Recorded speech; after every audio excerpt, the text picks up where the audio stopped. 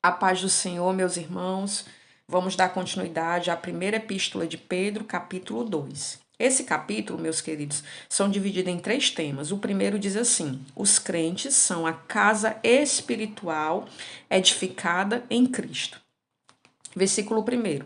Despojando-se, portanto, de toda maldade e dolo, de hipocrisias e invejas e de toda sorte de maledicências, desejai ardentemente, como crianças recém-nascidas, o genuíno leite espiritual, para que por ele vos seja dado crescimento para a salvação. Se é que já tendes a experiência de que o Senhor é bondoso. Meus queridos, essa carta é poderosa, essa carta de Pedro, assim como toda a palavra de Deus. Prestem atenção, ele começa o capítulo dizendo: tire de vocês. Tire, arranque. A palavra despojando-vos significa tirar, privar, desapossar de maneira forçada. Né? É uma ação. E na vida do crente é uma ação contínua, de uma luta entre a alma, entre o nosso espírito e o corpo, amado. Uma luta diária, travada com a carne, com os desejos e com as nossas paixões mais internalizadas, né? Que vem da raiz adâmica, que é esse corpo carnal que a gente vive, né? Então ele fala assim: olha, você vai ter que ter essa luta diária para você caminhar em santidade. Então tire de você, então se prive, arranque toda a maldade, arranque a hipocrisia, arranque a inveja de dentro de você, arranque a maledicência que está dentro de você, lute para você não viver isso, né? Ele dá essa direção para os crentes. Aí no versículo 2 ele diz: olha, em vez disso, desejais ardentemente, como crianças recém-nascidas, o genuíno leite espiritual, para que por ele vos seja dado crescimento para a salvação. Meus queridos, o Senhor Jesus, ele disse para Nicodemos que para entrar no reino, né, tem que voltar de novo. Tem que ser como criança, amado. Né? Tem que nascer de novo, o que nasce é uma criança. Né? Então ele vai dizer assim, olha, como criança recém-nascida, desejai ardentemente. Quando você olha para um bebê, a única coisa que ele deseja mais é o peito materno, é a presença da mãe. Né? Então, colocando ali para o lado espiritual, a criança, o crente novo convertido, depois que ele sente a presença de Deus, depois que ele aceita, depois que ele se arrepende, o Espírito Santo faz morada e ali começa uma vida nova, meus queridos. E ele deseja a presença de Deus na sua vida. E o leite, meu Deus, genuíno é a palavra de Deus. É essa palavra que eu e você temos na mão. Então a criança começa a desejar a presença de Deus e o desejo de conhecer, de se alimentar das Escrituras. E Pedro vai dizer que esse alimento, esse leite genuíno, espiritual, vai gerar um crescimento para a salvação.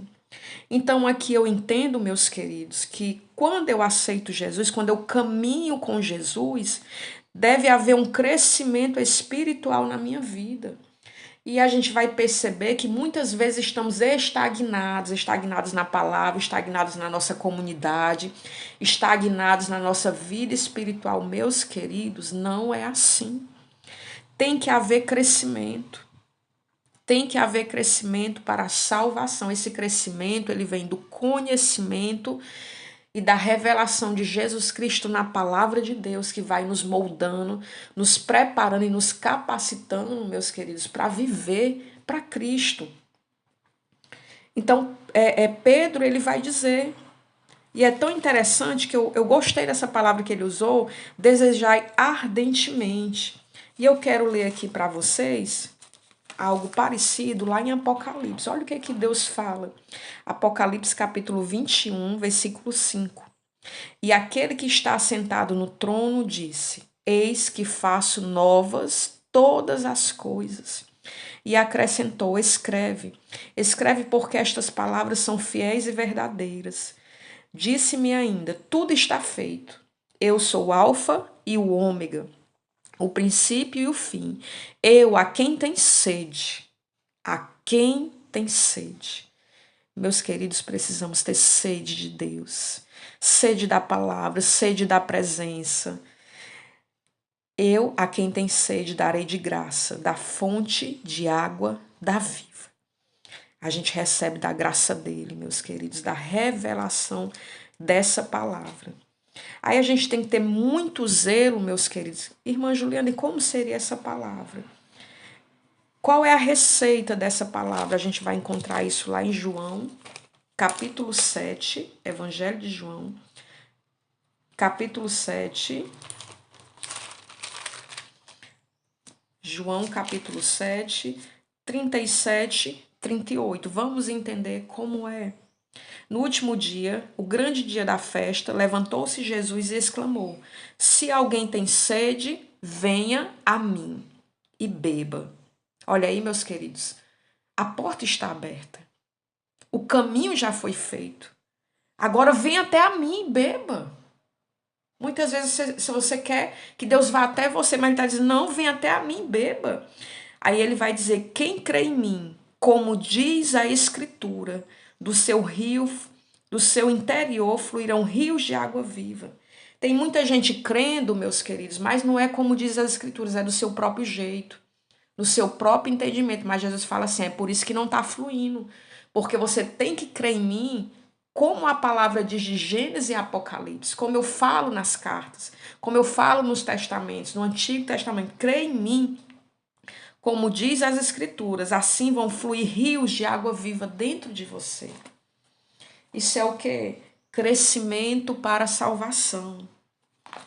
A gente vai se encher tanto ao ponto, meus queridos, dessa água fluir de dentro de nós. Isso é o crescimento para a salvação. 4. Chegando-vos para ele, a pedra que vive, rejeitada, sim, pelos homens, mas para com Deus eleita e preciosa. Também vós mesmos, como pedras que vivem, sois edificados casa espiritual para ser de sacerdócio santo, a fim de ofereceres sacrifícios espirituais agradáveis a Deus, por intermédio de Jesus Cristo. A confirmação aqui do tema sobre que nós somos casas espirituais. Olha aí, meus queridos, a gente é como pedras vivas. Sois edificados casa espiritual para ser. Por que a gente é edificado casa? É só para se exibir? É só para dizer que é crente? Não, tem uma finalidade. Para você exercer sacerdócio santo. O sacerdócio é santo. A fim de, para quê? Então, para que eu vou ser sacerdote? Para oferecer sacrifícios espirituais agradáveis a Deus por intermédio de Jesus Cristo, porque foi Jesus, amado, que nos levou, nos resgatou de volta para Deus. Foi através da sua morte e ressurreição. E ele nos faz casa espiritual, para que exerçamos um sacerdócio santo, para oferecer a ele sacrifício espiritual agradáveis a Deus. Preste atenção, meus queridos. Eu e você somos casas espirituais. Quando a gente olha para este mundo tenebroso, a gente é casa espiritual, casa iluminada no meio de escombros, barracas carnais que vivem nessa terra. Olha a riqueza que é servir a Cristo. Esse versículo também vai me lembrar Romanos 12:1, que vai dizer: rogo-vos, pois, irmãos, pela misericórdia de Deus, que apresenteis o vosso corpo por sacrifício vivo, santo e agradável a Deus, que é o vosso culto racional. Olha que coisa linda. Apresentei o vosso corpo por sacrifício vivo. Lembra que a gente leu no primeiro? Despojai-vos de toda maldade. Santo, seja agradável a Deus. Seja agradável a Deus. Entenda a palavra de Deus. Faça um culto racional, um entendimento para que haja crescimento. Louvado seja Deus. Pois isso está na Escritura. Eis que ponho em Sião uma pedra angular, eleita e preciosa. E quem nela crer não será de modo algum envergonhado. Ei, meus queridos, nós que cremos em Jesus, nós não vamos ser envergonhados. Para vós outros, portanto, os que credes, é a preciosidade, mas para os descrentes, a pedra que os construtores rejeitaram, essa veio a ser a principal pedra angular. 8. Pedra de tropeço e rocha de ofensa. São estes os que tropeçam na palavra, sendo desobedientes para o que também foram postos. Vós, porém, sois raça eleita, sacerdócio real, nação santa, povo de propriedade exclusiva de Deus, a fim de proclamardes as virtudes daquele que vos chamou das trevas para a sua maravilhosa luz. Meus queridos, esse versículo 9 do capítulo 2 de 1 Pedro, ele é muito forte. Ele vai dizer sobre o nosso chamado, sobre o que Deus fez em nossas vidas.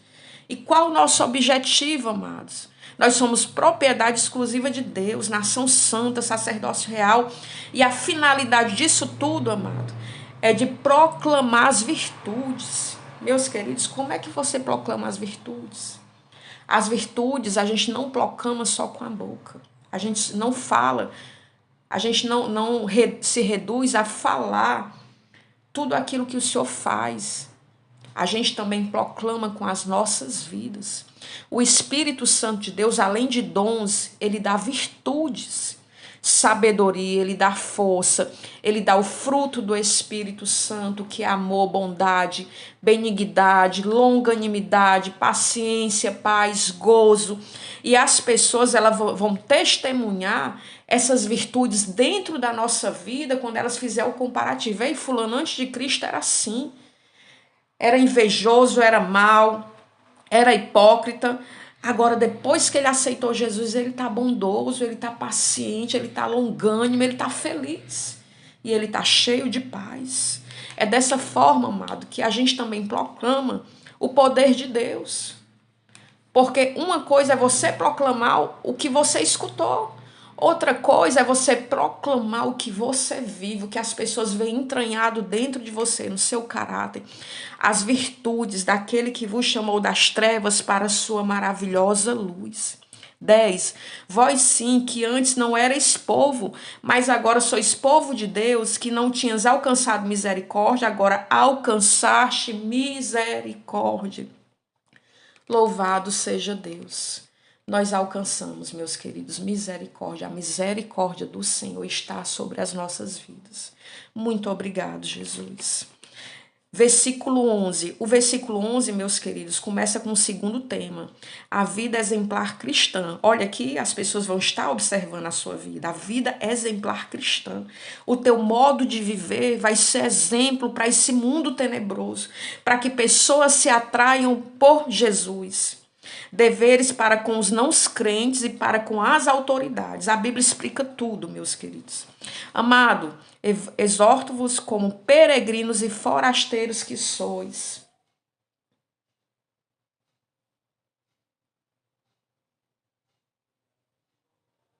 E vos absterdes das paixões carnais que fazem guerra contra a alma. Assim como ele falou no versículo 1, despojando de toda maldade, dolo, hipocrisia, inveja e de toda sorte de maledicência, ele está repetindo de novo. Irmãos, cuidado, abstenha-se, feche essa porta das paixões carnais, que vai fazer guerra com a sua alma.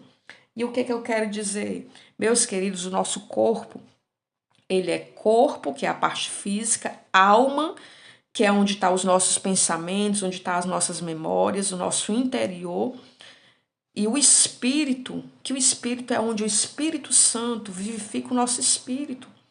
Então a alma, ela fica ali no meio, né? Ela fica ali no meio, né? Então se o espírito é forte, ele fortalece a alma. Mas se a carne é forte, ela vai influenciar a alma. Entendeu? Então, ele, cuidado com a sua alma, cuidado com seus pensamentos, cuidado com o que você sente, né? Não deixe as paixões carnais tomar de conta da sua alma, mas que o Espírito Santo dirija a sua alma. 12. Mantendo exemplar o vosso procedimento no meio dos gentios, para que naquilo que falam contra vós outros, como de malfeitores, observando-os em vossas boas obras, glorifiquem a Deus no dia da visitação. Olha, meus queridos, as pessoas estão de olho nas nossas vidas. O mundo está de olho na nossa vida porque a nossa vida é diferente. A nossa vida é diferente, a nossa vida é santa, é separada. A gente não se contamina.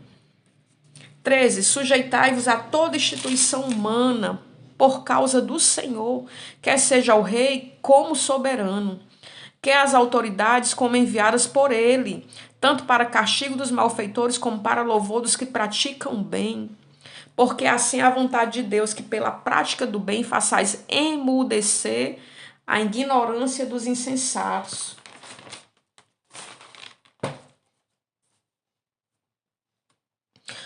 Como livres que sois, não usando, todavia, a liberdade por pretexto de malícia, mas vivendo como servos de Deus. Tratai todos com honra, amai os irmãos, temei a Deus e honrai o rei.